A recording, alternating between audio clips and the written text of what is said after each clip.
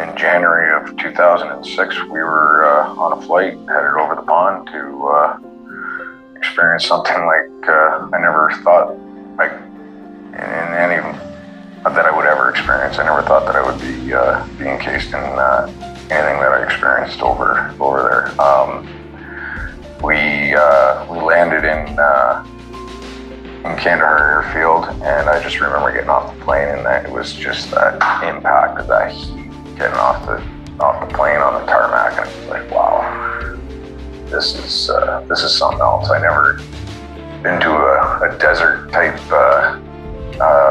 environment, so that in itself was just a shock. And the Hercules would come in and you'd land and the ramp would drop, and it was like someone punched you in the gut with the heat. It was just this completely solid mass of heat that it would hit you. It was 8:30 in the morning, I think, when I landed, and I was overwhelmed by the heat. And this was January. I'm thinking, oh dear God, this is going to be crazy. Most soldiers lost about 20 pounds of weight in water alone. Everybody, just in water, because of the heat over there.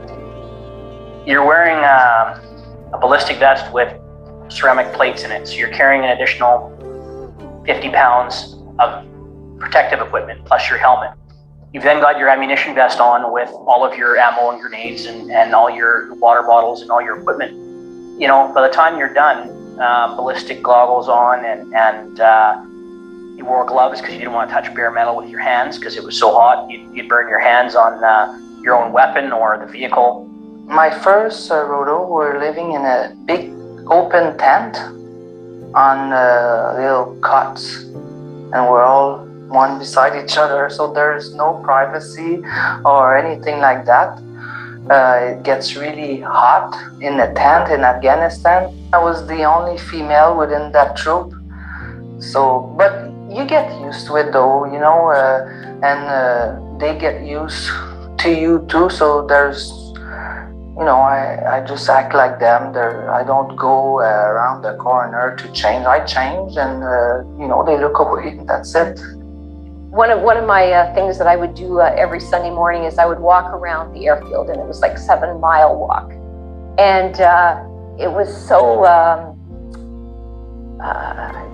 sensitive. Filled all of your senses, from the smells and the dust, and you'd walk by these different compounds. Folks driving by, the Afghans walking, often with no footwear, but they were workers on the base, let's say. And it was such a vibrant community, and yet so dusty and so smelly. But you just, it was like a city in effect, because when I left, there were 14,000 people there.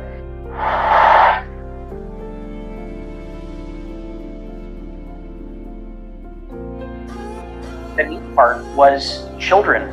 The children over there, you would see them running towards the convoy when you were miles away, and you're working with these, you know, the convoy. You're stopped at whatever spot to have a village outreach, or where we would CIMIC, our civilian military cooperation, would come out and give out supplies and food and wheat and feed and different things to help the village.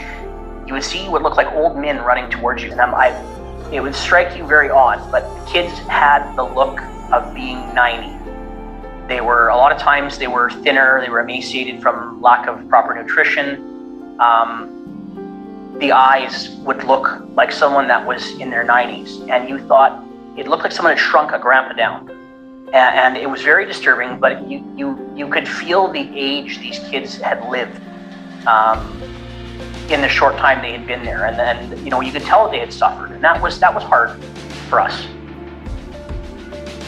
The kids would either come out or they wouldn't. And kids were coming out and trying to give you the, a wave or whatever, you could pretty much figure that was maybe not such a bad spot. And the places where people were giving you one of those, you weren't really sure. Yeah, maybe a little more cautious. 2007, that was, everybody compares it to, but it was like the Wild West. As soon as you leave, as soon as you leave the camp, you're ramped up.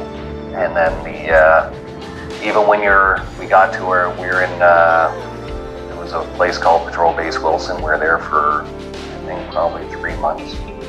And then we went over to Massamgar, was another camp. And every time you walk out, you're hyped up and you're at 100%. Pretty much that tour, you're at 100% all the time. I remember everybody talking before we headed out about these golden arches and IED Alley, and you just start hearing the stories, and it creates this initial feeling of anxiety, which I couldn't relate with before. With that, I didn't understand what anxiety was in those. I took it as sort of like an adrenaline and keeping myself aware. As soon as you drive out the gate, you got your roadside bombers. Even in your camp, we had a guy called Rocket Man for about 3 weeks. Every night he'd come and shoot rockets in the camp. And at the same time, every night, it would be around the same time. And just everything. They didn't, we're down in the Taliban's homeland in Kandahar. And yeah, nobody wanted us there. And with the IEDs are everywhere. Roadside bombers are just waiting for you. But it was just a busy city and people were going about their lives. You never really knew where things were going to come from. They told us in our pre-mission training that you had to watch out for the white Toyota Corolla station wagons, but I think I mentioned before, every other vehicle was a white Toyota Corolla station wagon. They said, watch out for piles of dirt. There could be an IED in that. Well, there's so many piles of dirt in a country like that, especially as they're building things. Well, you could drive yourself nuts worrying about the white Toyota Corolla station wagons. What we tried to just focus on was keeping vehicles far enough away from us that no matter what color they weren't right close to the convoy itself. And we adopted some tactics to keep us away from the edges of the road. And every foot you're away from a blast, it gets exponentially better for the outcome of the vehicle. So we just drove down the middle of the road most of the time and kept away from the shoulders. Driving back, and it was the vehicle behind us got hit with a suicide bomber. And things go pretty hectic pretty quick.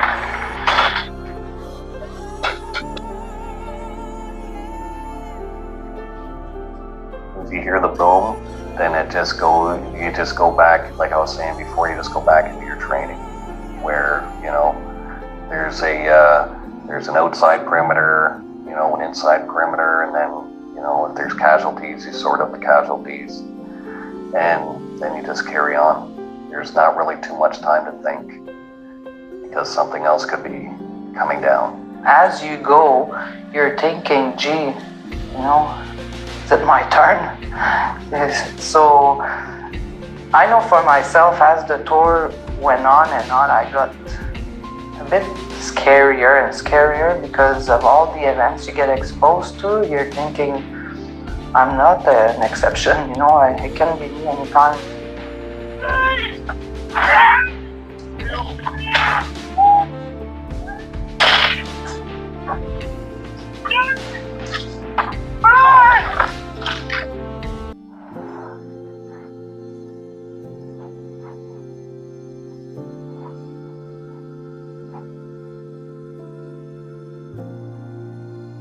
The first real thing that always stands out in my mind was the ambush in May where Nicola Godard was killed.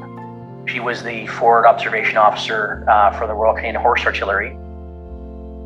She stood out amongst the different officers. She was very friendly, very outgoing, got to know everybody within the company, and Nicola would treat you as an equal, and that was really welcoming with her. A lot of times at night we would spend the last 2 hours at night between 2 and 4. I was on radio watch. Nicola was on radio watch as well. So I would sit in her lav, Golf 1-3 call sign, and I would sit in the gunner's chair. She would sit in the commander's chair, and she'd monitor the radios. I would look through the thermal camera, and we would watch our arcs. And you have 2 hours every night to talk to each other, so you learn a lot about someone. I remember Jacky's daughter coming down the convoy before we mounted up, and I just remember her smile. She left that impact on me as such a genuinely good person. In May, we were on operations. One of the companies had come in contact, and Nicola was calling in artillery strikes and was the first Canadian officer to call in artillery in combat since the Korean War. And that was May 17th. That was the day she did that. So it was a real big first for the Canadian Army. It'd been a long time since we'd actually called in fire. And we were all getting itchy to leave. We all wanted to leave that spot because we were feeling very vulnerable. We'd been there too long. We could see people moving on our flanks and on our sides, and we could see the locals starting to bug out. And so we finally got the word to mount up and leave, and just as we were getting on the vehicles, the Taliban initiated their ambush. And they hit us from 3 sides. They were well coordinated, well armed. They figured there was about 75 of them hit our patrol, which was maybe 35 guys. I think there was something like 16 or 17 RPG rockets fired in the first volley from different spots. And only one of those rockets went off. And the rest hit the armored vehicles and deflected because they were fired from so close. The Taliban couldn't get a standoff distance. The RPG is designed to be fired from a shoulder launcher, and it has to rotate through the air so many times in order to arm the warhead. That way, if you fired it at something too close, it wouldn't explode and injure the firer. And the Taliban couldn't get any standoff from our vehicles, and so they were firing them from where they were, which was too close, and that kept them from detonating. And that's really, I think, what saved a lot of us that day, was the fact that they were too close. So the terrain worked against them as well, not only us, but the side alley is where the rocket came from, hit the wall, and it detonated. And that's as the rocket that the shrapnel struck Nicola, and she passed.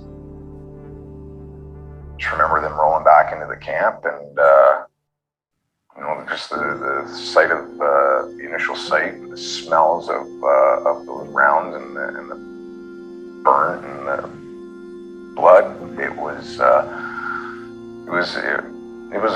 a real gut check to say, wow, this is really happening.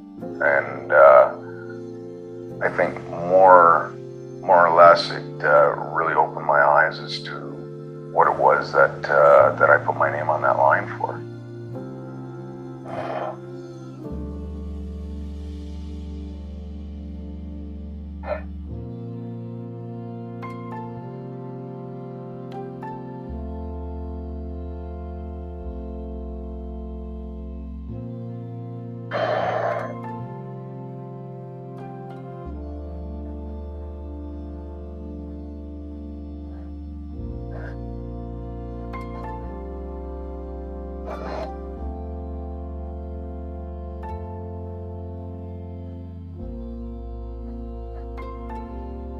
Well, I went to many ramp ceremonies, and it was sad, very sad. And I always made sure I didn't stand in the front row, because I would inevitably cry. Tremendous loss of life, but I don't necessarily think it was in vain. And so I think positively upon the Canadian Forces and the contribution that they're making abroad, and I guess pride of service, really. Pride of service on behalf of myself and my husband, and sacrifices that we collectively make. The one thing that I know that I was good at was my job. in that environment. I'm not by any stretch of the imagination going to sit here and say that I'm any type of super soldier, but I truly thrived in that environment. I wanted to make sure that the guys that I was working with closely, above and below me, beside me, around me, wanted to make sure that we all did our jobs properly and that we all came home. We're very fortunate to have everything that we have, and being able to go wherever we want to go without be thinking, am I gonna get killed today or stuff like that, going to school. You know, countries like Afghanistan, little girls, they go to school, but they're always in danger because of the insurgents and stuff like that. So that's the message I like to pass on, is enjoy, because we're lucky.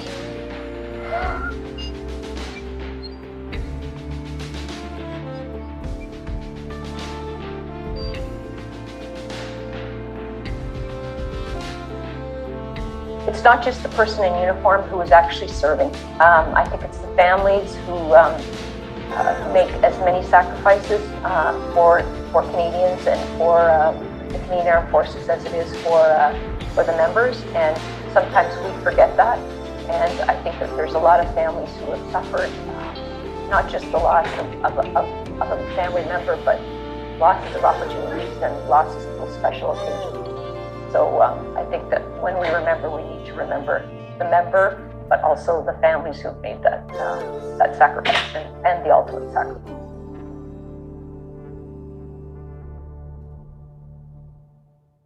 Okay, here are some questions and answers. If you have the opportunity, grab a pen and write some of your answers down. How many Canadians served during the First World War, the Second World War, and the Korean War? Lester B. Pearson won a Nobel Prize in 1957. Explain why. In your opinion, of all the various tasks that the Canadian Armed Forces do, which one would you consider the most difficult and why? Other than peace building and peacemaking, what are other functions that the Canadian Armed Forces members sometimes perform both in Canadian and in other countries? What prestigious award did the United Nations peacekeepers earn in 1988? Okay, here are your answers. So for question number 1, some 1.7 million. For number 2, Lester B. Pearson won the 1957 Nobel Peace Prize for his pioneering vision in helping establish a UN force to prevent the Suez Crisis of the 1950s from escalating into a global confrontation. So, for question 3, the answer will vary on, obviously, your opinion, right? Question number 4, search and rescue operation patrolling our airspace and territorial waters, supporting anti-drug operations and helping out in the aftermath of natural disasters. Number 5,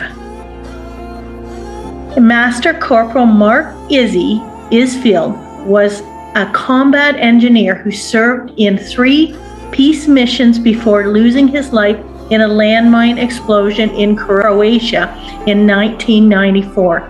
He was known for giving children in war-torn regions handmade dolls, nicknamed Izzy dolls, that his mother and others in Canada had made. He passed out these dolls to try to bring a little happiness and hope to the children. And the answer for number 6 is the Nobel Peace Prize. Okay, for your next set of questions. Hope you have a pen and pencil ready. For many years during the Cold War between the communist countries of the East and the democratic countries of the West, what country was the Canadian Armed forces' main threat? What is the meaning of these acronyms, NATO and NORAD? Number 3, what is NORAD responsible for? What does domestic stability mean? Give an example.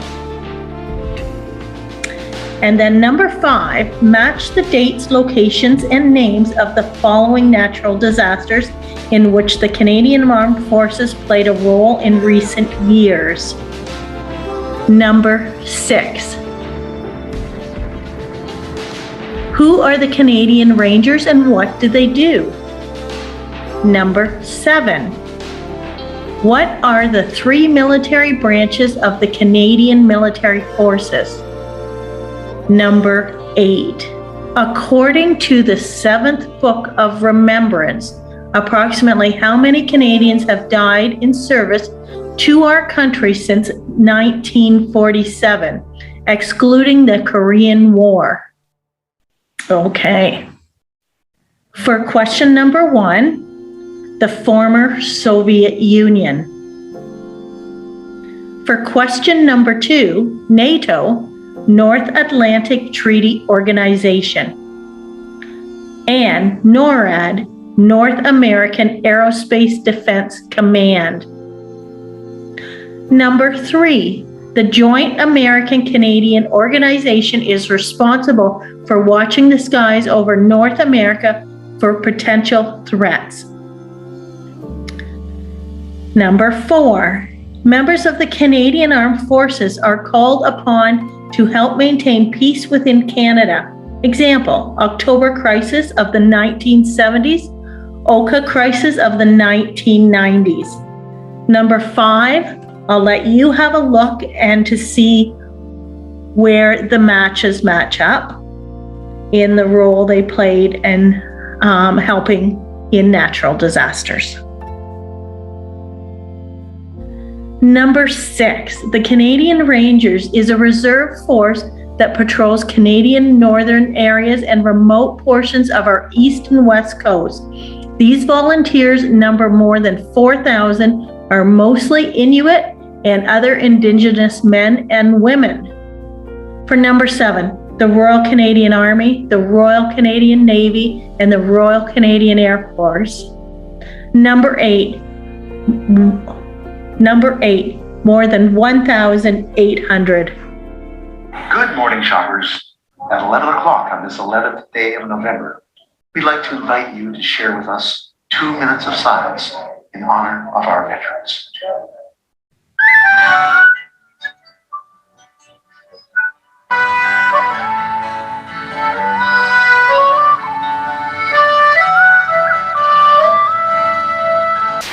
They fought and some died for their homeland. They fought and some died, now it's our land.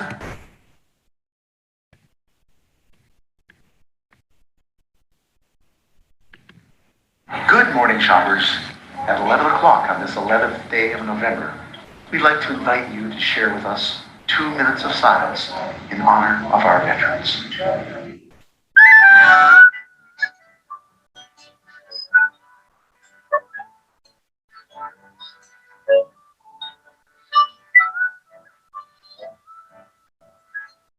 They fought and some died for their homeland. They fought and some died, now it's our land.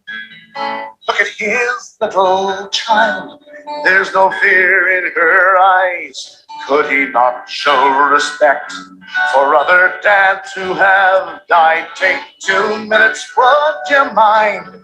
It's a piece of time for the boys and the girls who went over.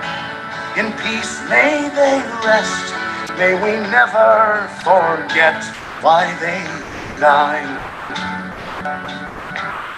It's a pittance of time. God forgive me for wanting to strike him. Give me strength so as not to be like him. My heart pounds in my breast, fingers pressed to my lips. My throat wants to fall out, my tongue barely resists. But 2 minutes I will bide, it's 10 minutes of time. For the boys and the girls who went over, in peace may they rest. May we never forget why they died. It's a pittance of time.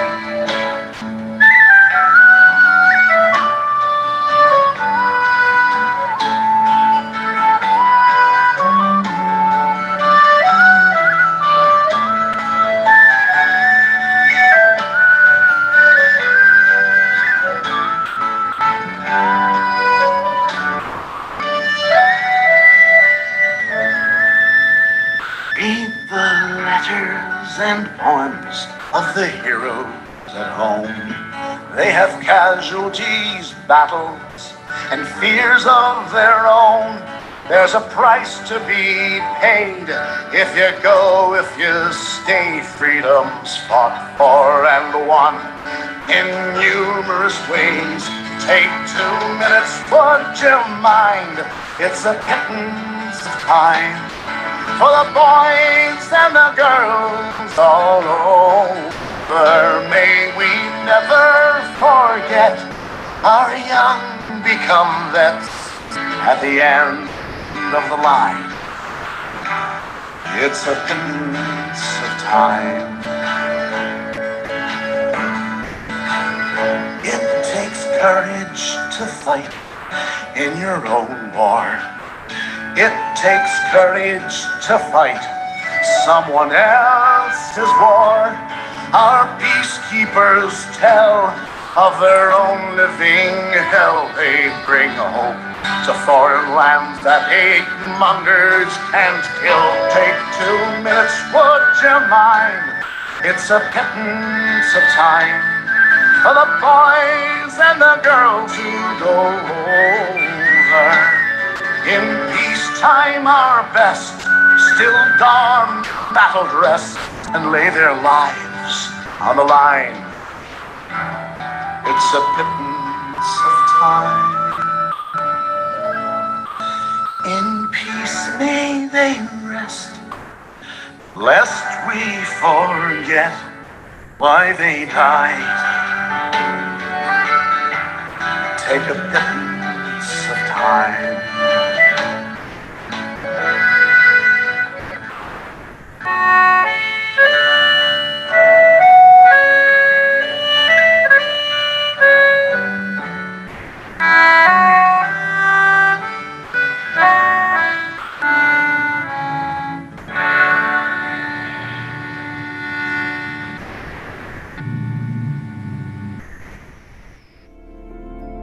Who would you turn to if your world was falling down around you?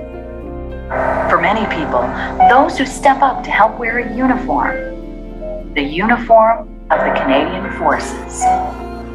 These men and women are trained to defend our country and protect peace and freedom wherever they are needed around the world. Guns, tanks, warships, and jet fighters are tools of the trade, but they are also trained to contribute in other ways when things go wrong. This can require a very different approach and the willingness to help those in need. When countries are hit by natural disasters or war, which destroy food supplies, roads, schools, hospitals, and other infrastructure, and when the sick and injured desperately require assistance, the Canadian Forces have a long tradition of providing humanitarian assistance. Today, DART, the Canadian Forces Disaster Assistance Response Team, can pack up and deploy almost anywhere in the world at a moment's notice. The Canadian Forces help here at home during floods, wildfires, hurricanes, and winter storms, and in countries abroad that have been battered by nature or torn apart by bitter fighting. It is not easy, and they can face extremely challenging conditions. But our country sees it as our duty to lend a helping hand. Not for any personal gain, but simply to step up when the going gets tough.